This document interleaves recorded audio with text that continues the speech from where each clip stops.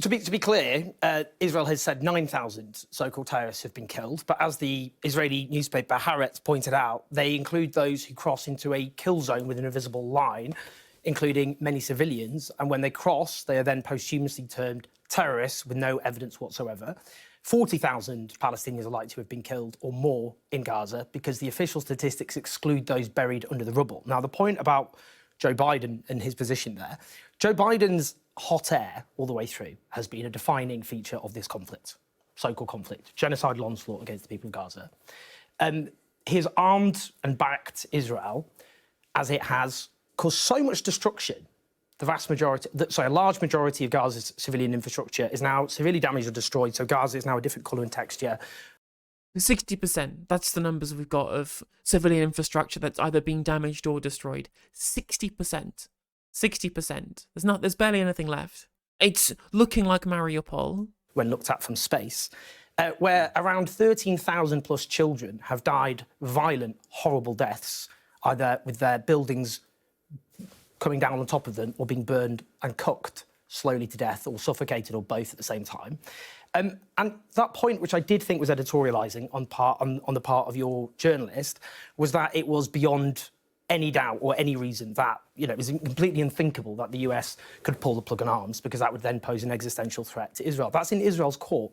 Israel has decided to starve the people of Gaza, the fastest drop in the nutritional status of a population in recorded history, the most severe famine since World War II now beckons.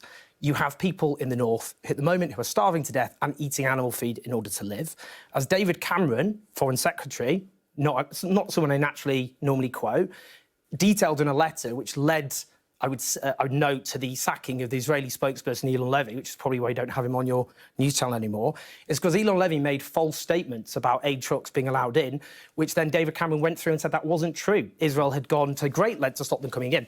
The point I'm making is, Israel, all the way through this, has been razing civilian infrastructure to the ground. It has conducted the biggest killing of aid workers in recorded history. And the point I would make, and this is why I think there's a bit of journalistic malpractice, which is...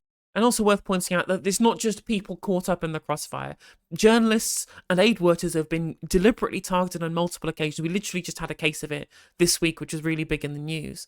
And on top of that, you look at all back in the history of journalists and aid workers being targeted by Israel. Remember doctors and nurses and medical professionals literally being assassinated by Israeli snipers during the Great March of Return? That explicitly happened, and we know that it did. On top of that, they deliberately bombed the Associated Press and Al Jazeera offices in 2021. And that's not even the current war. They do it again and again and again and again and again. Defined this conflict. Israeli leaders and officials were very clear from the very beginning about what they were going to do. They didn't hide it. You don't have to go through leaked documents. You just have to listen to, for example, to Yoav Gallant, the defence minister who's in the war cabinet of three, who said 2 days after the atrocities committed by Hamas on the 7th of October, that they were going to cut off food, water and all the essentials of life on the grounds they were fighting human animals. And then on the 9th of October, he declared he was lifting all restraints on soldiers. And a day later, he said he was lifting all restrictions on Israeli soldiers. We've now seen that, and the impunity that Israel enjoys from the West has led to aid workers who shared their coordinates on a pre-approved route with massive World Central Kitchen logos who were chased from car to car with the drone until every single one was dead. And I'll tell you this. We were unsure whether or not there were aid workers in the first car, so we deliberately bombed the other two cars just to make sure. If that's true with those aid workers, Palestinians, ordinary Palestinians, don't have a chance. And Joe Biden has sat through all of this, wringing his hand occasionally whilst ensuring Israel has the arms to continue. Let me give you a chance to respond. Also, I love that the tagline is, has Israel crossed the red line in Gaza? They crossed it 5 months ago. They crossed it in November. They crossed it ages ago. And the fact we're only having this discussion now is a damning indictment on our discussion of foreign policy in this country. Interesting that there's a lot that I'm sure some of the phraseology you won't agree with, but quite a lot of this the is facts as well. But some of this is facts, isn't it? I mean, Gaza is being absolutely. Are there no trucks going into Gaza? Is that what you're saying? There's no trucks with humanitarian aid. You're saying that 7 million tons of food today did not enter Gaza. Israel is lying about that. I can answer that question very clearly. Israel has destroyed much of Gaza's domestic food production and agriculture. Yeah. The amount of food aid, as David Cameron has noted, is much less than before the 7th of October, when the need is much greater. And not only that, the roads have been trashed, OK, for a start. Police officers which guard those trucks have been deliberately targeted by Israel, with Joe Biden's own administration condemning Benjamin Netanyahu for doing that. Remember the flower massacre as well, literally killing Palestinians trying to get the aid that they are restricting, on top of the fact that we have far-right psychotic freaks dancing on the border trying to stop the trucks going in. And we also know that there was blockages of aid coming in because just today, Biden forced their hand to open the Erez crossing in the north so that more aid could come in. Like, we know that they weren't letting as much aid in as they could get in because it's only now, after all of those weeks and months of aid being restricted, that only now they're opening the Erez crossing in the north. They could have done that right from the start, and they didn't, for one very specific reason, is because they wanted to try and engineer a human catastrophe in Gaza. And it's only because they know that their access to military hardware is now being at least have some amount of prerequisites in terms of minimum aid getting in for Joe Biden to continue bypassing Congress to throw aid at them. When it comes to the infrastructure, or, for example, the ability to transport the aid around is impossible now. Right. So this is why the destruction of agriculture plus the inability to get the food. Take a pause because you've thrown a lot of Hen. No, and you know what?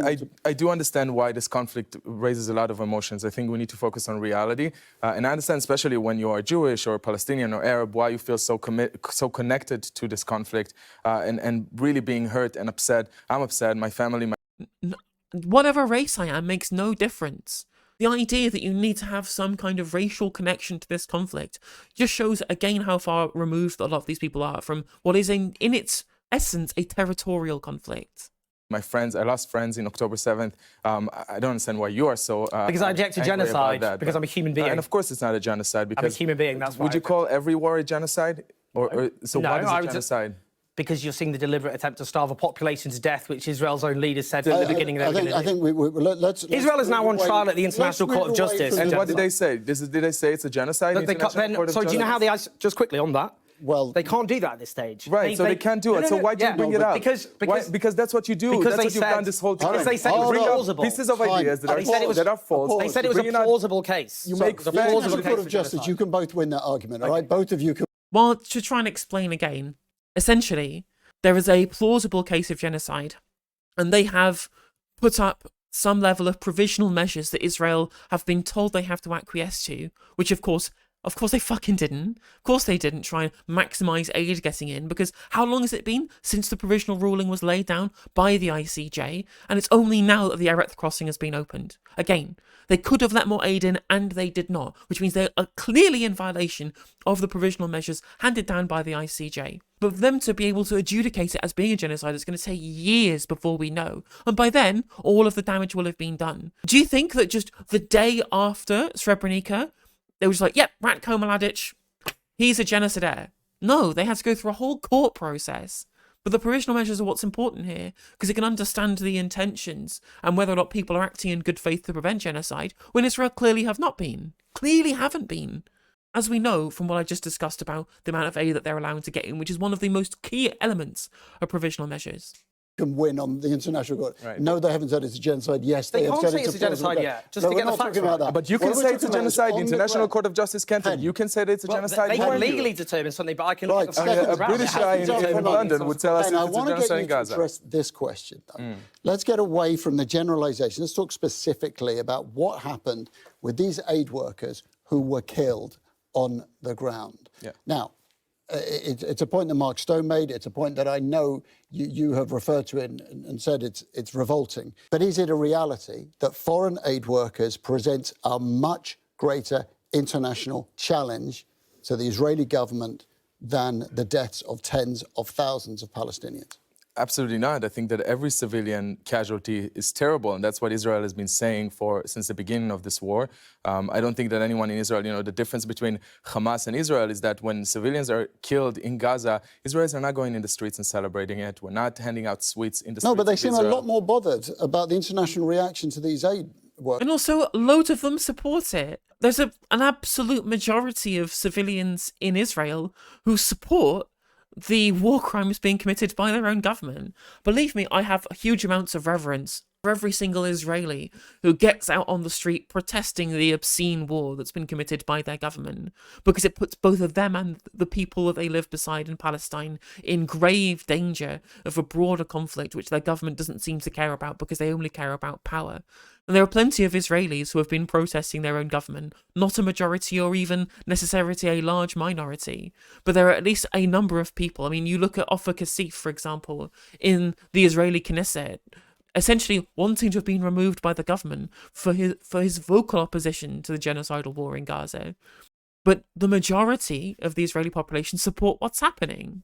Workers than they do about the continual death of Palestinian civilians. I don't think so. I think that the reason that it was so condemned and so important for Israel to come out and condemn it is because it was a targeted attack. It wasn't collateral damage. It was a targeted attack, and Israel came out before the U.S. even woke up. It was in the night in the U.S., and Israel came out and said, "This is a mistake. We've made a mistake. We're going to improve ourselves. We're going to try to do better." And this is also on top of the fact that the AI targeting system that they have for deciding who they airstrike specifically, first of all, doesn't even necessarily have guaranteed information that their target is necessarily a member of the resistance brigades. But on top of that, it deliberately waits until they are at home and kills them with their entire family as well. And that's someone who they can't even necessarily determine as being somebody who is a member of the military force of Gaza. We know that now from the expose by 972. In the future, when we're fighting a war against an organization that is hiding itself among civilian population, building tunnels and shelters underground, and then putting the civilians above ground, hoping that Israel would attack those civilians, and then having people in the West, going on to... Oh yeah, and also another thing as well as the Israelis sitting on hills laughing and having picnics, watching the bombs drop on Gaza. On top of that, you literally had Israeli TikTokers making joke videos about starving Gazans and mocking them for the fact that they have water and the Palestinians don't. It's a sick population, like the right wing in Israel. They're sick. They need help. Look, we can talk so much about what Israel is doing in Gaza, but ultimately Hamas created this war. I think if you start the clock on the 7th of October, that's absurd. Obviously, in 1948, the Palestinian people were driven from their homes, 750,000. The vast majority of the people in Gaza are the descendants of those 750,000 people who'd driven from the homes, 15,000 of them slaughtered at the time, 1967, yet another act of ethnic cleansing, an illegal occupation, the longest belligerent occupation. Let's talk about what's happening here. Look, we haven't got... You can't just say, we can't just go and talk about the history. All of the history is relevant. Like, again, because you're here saying, well, everything started on October the 7th. Well, it obviously didn't. And unless you let Owen Jones exposit explicitly why it didn't start on October the 7th, people are going to be coming out of this not more informed. Well, I don't know. Why ask me the question then? In terms of arms, Alicia Kearns, the Conservative MP and chair of the Foreign Affairs Select Committee, in a leaked recording said that the government had received legal advice that Israel was in defiance of international humanitarian law.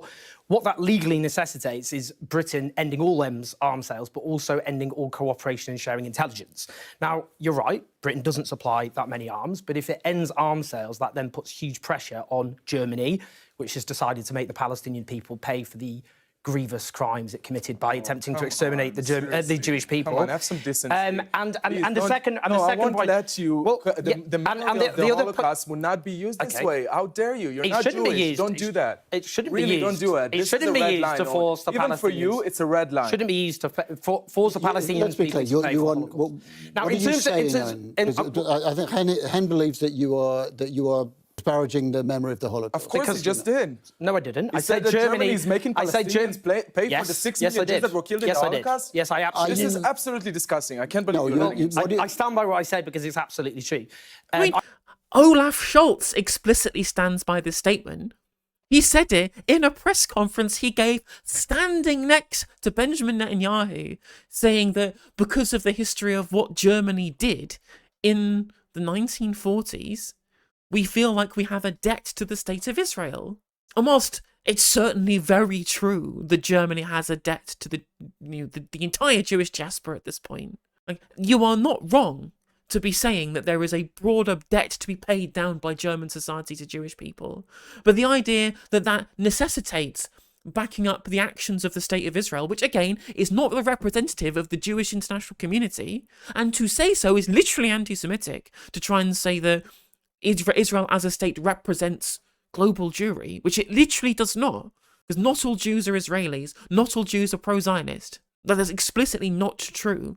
And so this conflation of, well, we did all these things to Jewish people, therefore we have to back up the state of Israel. Nonsense, complete nonsense. Again, it's deliberately conflating Jewish people with the state of Israel when they are not one and the same. Are you saying that Germany is supporting Israel because of what happened? Yes, in the Holocaust, it believes it can rather make, than punishing the Palestinians? It believes Germany has decided it can make up for its obscene guilt by forcing somebody else to pay for the crimes that Germany committed. It's a very straightforward point. There's nothing offensive about it. It's a very Of course it's offensive. I'm telling you it's offensive, and I'm a Jewish Israeli. in terms of answers, still will not take it back. No, because you don't care about Jews, because you don't care about anti-Semitism. You know what's interesting? I interviewed a German Israeli. I interviewed a German Israeli. It's really, and people should check that I interviewed a German Israeli. Well, one person's opinion is not definitive. And I think I do need to. They're shutting down Jewish people in Germany who speak about Gaza.